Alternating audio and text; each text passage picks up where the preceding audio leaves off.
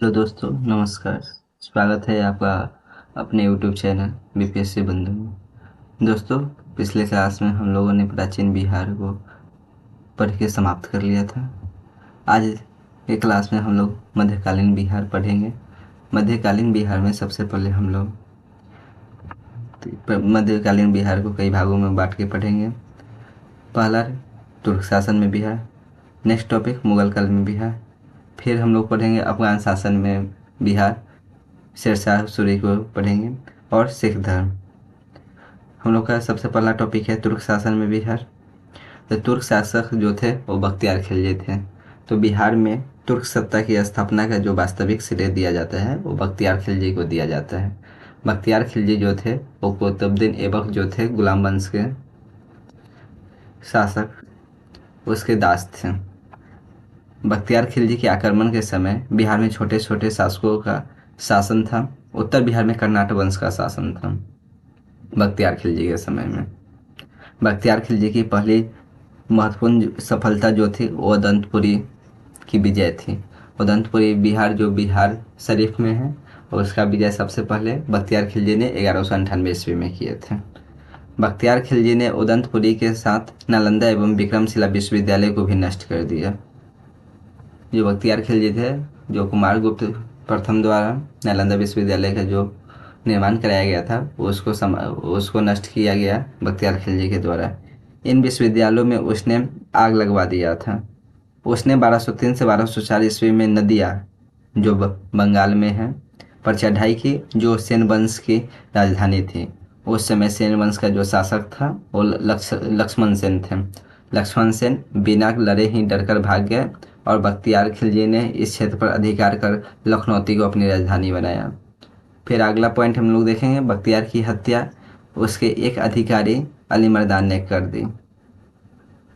जो बख्तियार खिलजी की जो हत्या हुई थी वो उनके ही अधिकारी के द्वारा, जिनका नाम अली मर्दान था, उनके द्वारा ही कर दिया गया। उसके शव को बिहार शरीफ में के इमादपुर में दफनाया गया और बख्तियार खिलजी को हत्या करके अली मर्दान ने इमादपुर में दफना दिया। फिर अगला वंश हम लोग पढ़ेंगे स्थानीय वंश, जो था कर्नाटक वंश। तो मिथिला के कर्नाटक वंश, पाल वंश के पतन के दौर में तिरहुत मिथिला क्षेत्र में कर्नाटक वंश का उदय हुआ। सामान्यतः दिल्ली के सुल्तान के साथ कर्नाटक वंश का संबंध नजराना एवं भेंट का था, परंतु गयासुद्दीन तुगलक ने अपने बंगाल अभियान जो गयासुद्दीन तुगलक का था वो 1324-25 में 1324 और 1325 के दौरान किए थे, के क्रम में कर्नाटक क्षेत्र पर विजय प्राप्त कर लिया गयासुद्दीन तुगलक। गयासुद्दीन ने के अभियान के समय कर्नाटक वंश का जो शासक थे वो हरि सिंह देव थे। जब गयासुद्दीन तुगलक ने आक्रमण किए और बंगाल अभियान के दौरान, तो उस समय कर्नाटक वंश पे अधिकार कर लिए, और इस समय कर्नाटक वंश के जो शासक थे वो हरि सिंह देव थे। हरि सिंह देव 1279 से 1335 तक शासक थे और ये समाज सुधारक भी थे।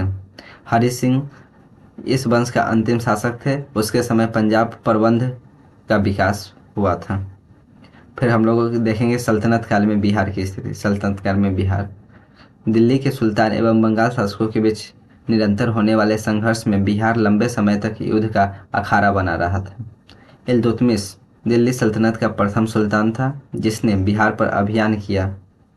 दिल्ली सल्तनत के जो प्रथम सुल्तान थे वो इल्तुतमिश थे, जो बिहार पे अभियान किए। उसने 1225 ईस्वी में बंगाल एवं बिहार पर अधिकार किया। बंगाल एवं बिहार पे 1225 ईस्वी में अधिकार कर लिए, परंतु यह अधिकार उसके उत्तराधिकारी के समय खत्म हो गया। तुगलक काल में बिहार पर सुल्तानों का वास्तविक नियंत्रण हुआ। 1324-1325 में गयासुद्दीन तुगलक ने कर्नाटक क्षेत्र पर विजय प्राप्त की।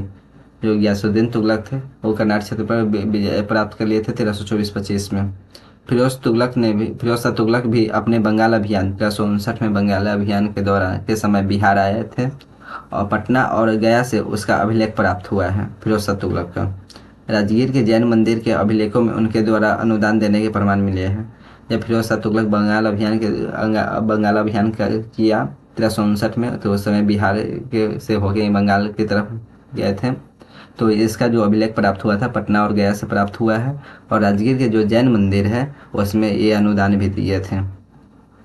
अगला पॉइंट हम लोग का, तुगलक काल में बिहार की राजधानी जो थी वो बिहार शरीफ थी। उस काल में बिहार शरीफ का नगर बौद्ध धर्म का प्रमुख केंद्र था। तुगलक काल में बिहार के प्रशासकों में सबसे महत्वपूर्ण नाम मलिक इब्राहिम का है, जो मलिक बया कहलाते थे। इनका मकबरा बिहार शरीफ में पहाड़ी पर स्थित है। तुगलक काल में जो बिहार के प्रशासकों में सबसे महत्वपूर्ण जो थे वो मलिक इब्राहिम का, अब इब्राहिम थे जो उसे मलिक बया कहलाते थे। जो मकबरा इनका बना है वो बिहार शरीफ में पहाड़ी पर स्थित है। 13वीं शताब्दी के मध्य में मिनहाज की रचना जो था वो तबकात नासरी में बिहार नाम का उल्लेख मिलता है। बिहार नाम का उल्लेख किसमें मिलता है? तबकात नासरी में। तबकात नासरी किसकी रचना थी? मिनहाज सिराज की। बाबर ने 1529 ईस्वी में घाघरा के युद्ध में बिहार के इन अफगानों को पराजित कर दिया। घाघरा युद्ध के बाद बिहार में शेरशाह के नेतृत्व में पुनः अफगानों का उदय हुआ। अब हम लोग पढ़ेंगे शेरशाह सूरी के बारे में। शेरशाह सूरी का जो जन्म हुआ था वो 1486 ईस्वी में हुआ था। उसके पिता का नाम हसन खां था, जो सासाराम के जागीरदार थे। हसन खान। शेरशाह के बचपन का नाम फरीद खां था। बाहर बाहर खां नुहानी ने फरीद खां को शेर खां की उपाधि दी। शेर खां को शेरशाह सूरी को जो शेर खां की उपाधि दिया था वो बाहर खां नुहानी ने दिया था। शेर खां ने नुहानियों के पतन के बाद बाहर खां की विधवा दुदू बेगम से विवाह कर बिहार क्षेत्र को अपने अधीन कर लिया। शेर खां ने जिसे शेरशाह सूरी भी कहते हैं ने 1534 ईस्वी में सूरजगढ़ की लड़ाई में बंगाल को पराजित कर उस पर अधिकार कर लिया। 1534 में सूरजगढ़ की लड़ाई किया और बंगाल को पराजित कर उस पर अधिकार कर लिया था कौन? शेरशाह सूरी। 1539 में चौसा के युद्ध में हुमायूं को पराजित कर उसने शेरशाह की उपाधि धारण की। शेरशाह की उपाधि कब धारण की? जब चौसा के युद्ध हुआ था 1539 में, हुमायूं को पराजित किया और शेरशाह की उपाधि धारण कर ली शेर खान ने। 1540 ईस्वी में कन्नौज, जिसे बेलग्राम का युद्ध भी कहते हैं, वो 1540 में हुआ था। और इसमें भी हुमायूं को पराजित कर उसने दिल्ली में सूर्यवंश की स्थापना की। 1541 ईस्वी में शेरशाह ने पटना का दुर्ग बनवाया था। जो पटना में दुर्ग बनवाया था वो 1541 में बनवाया था तथा इस नगर को बिहार की राजधानी बनाया। इसका वर्णन अब्दुल्ला की तारीख दाऊदी में मिलता है। जो अब्दुल्ला की जो तारीख दाऊदी थी, दाऊदी नामक रचना है, उसमें पटना में जो दुर्ग बनाया था शेरशाह सूरी ने, उसकी जानकारी मिलती है। शेरशाह ने 1543 ईस्वी में रायसेन, 1544 ईस्वी में मारवाड़ विजय किया। 1545 ईस्वी में कलिंजर अभियान में गोला फटने से वह घायल हो गया और उसकी मृत्यु हो गई। जब वो कलिंजर जीतने गए थे तो वो कलिंजर पे जैसे ही इनके द्वारा गोला दागा गया तो वो गोला दीवार पे लगा और फिर टकरा के वही गोला इसके आगे शरीर में लग गया और ये वहीं पे घायल हो गया और इसकी मृत्यु हो गई। शेरशाह ने अपने जीवन काल में ही सासाराम में इंडो इस्लामिक स्थापत्य कला पर आधारित मकबरा का निर्माण प्रारंभ करवाया।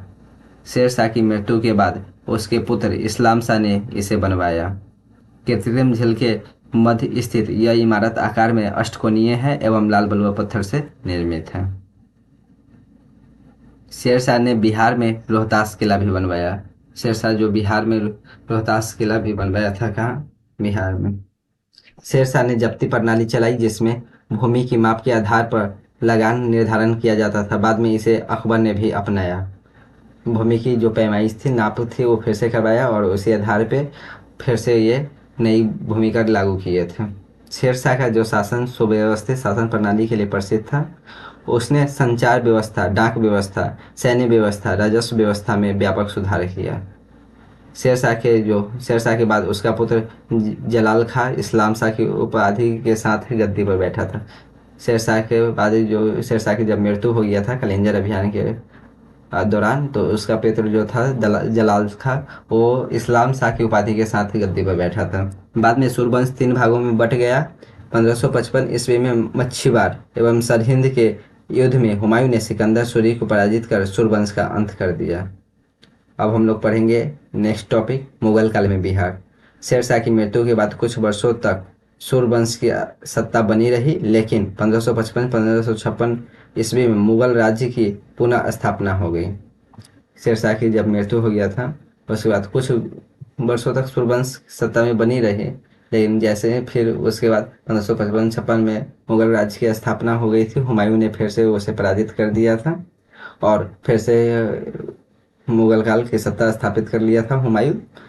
फिर हम लोग पढ़ेंगे, नेक्स्ट टॉपिक है, नेक्स्ट पॉइंट है हम लोग का, दिल्ली में मुगल राज्य की पुनः स्थापना के समय बिहार में ताज खां करारानी के नेतृत्व में एक अफगान राज्य का गठन हुआ।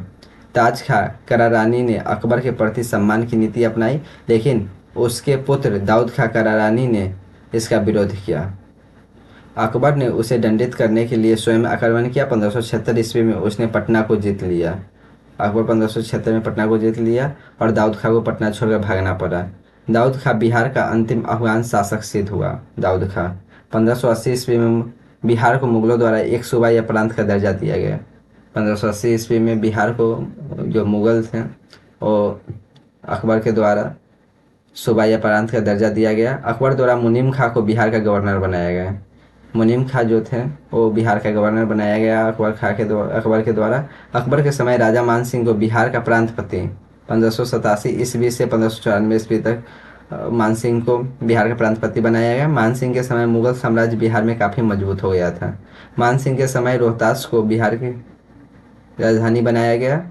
मान सिंह जी जब बिहार का प्रांतपति बना तो रोहतास को बिहार की राजधानी बनाया गया था। जहांगीर के समय छोटा नागपुर के क्षेत्र पर मुगलों का अधिकार स्थापित हुआ। इस क्षेत्र से मुगलों को हीरा और सोना प्राप्त होता था। जहांगीर ने 1621 ईस्वी में राजकुमार परवेज को बिहार का प्रांतपति बनाया। इसके बाद यह पद केवल राजकुमारों को ही दिया जाने लगा। औरंगजेब ने अपने प्रिय पौत्र जो राजकुमार अजीम को 1702 ईस्वी में बिहार का प्रांतपति या सूबेदार नियुक्त किया। अजीम ने पटना का नाम अजीमाबाद कर उसका सौंदर्यीकरण कराया। उत्तर मुगल काल के शासक फर्रुखसियर ने 1713 ईस्वी में पटना में अपना औपचारिक राज्याभिषेक कराया। वह पहला मुगल सम्राट था। फर्रुखसियर जो था वो पहला मुगल सम्राट था जिसका राज्याभिषेक बिहार में हुआ था। मुगल शासक, एकमात्र मुगल शासक था फर्रुखसियर जिसका जो राज्याभिषेक हुआ था वो बिहार में हुआ था। शाह आलम द्वितीय का भी विधिवत राज्याभिषेक 1761 में पटना में हुआ था। फर्रुखसियर के बाद औरंगजेब की मृत्यु हो ही जाता है 1707 ईस्वी में। इसके बाद जो मुगल सत्ता है वो कमजोर होने लगती है। फिर बिहार बंगाल का भाग बन गया। जो बिहार था वो बंगाल का भाग बन गया। मुर्शिद कुली खां 1727 ईस्वी तक बिहार बंगाल उड़ीसा का सूबेदार रहा। उसके बाद सरफराज खां नवाब बना। अलीवर्दी खां ने गिरिया के युद्ध 1740 ईस्वी में सरफराज खां को पराजित किया और बंगाल का नवाब बन गया। उसने मुगल सम्राट को 2 करोड़ रुपए देकर अपने पद को अस्थायी बना दिया। 1756 ईस्वी में अलीवर्दी खां की मृत्यु तक बिहार बंगाल एवं उड़ीसा क्षेत्र पर उसका नियंत्रण रहा। दोस्तों आज के क्लास में हम लोग यहीं तक पढ़ेंगे और आगे नेक्स्ट क्लास में हम लोग सिख धर्म के बारे में पढ़ेंगे, सिख धर्म और बिहार। आगे का क्लास में का हम लोग का टॉपिक रहेगा। दोस्तों वीडियो को लाइक करें और चैनल को सब्सक्राइब करें ताकि ये वीडियो अब सबसे पहले आप लोग के पास पहुंच जाए। धन्यवाद।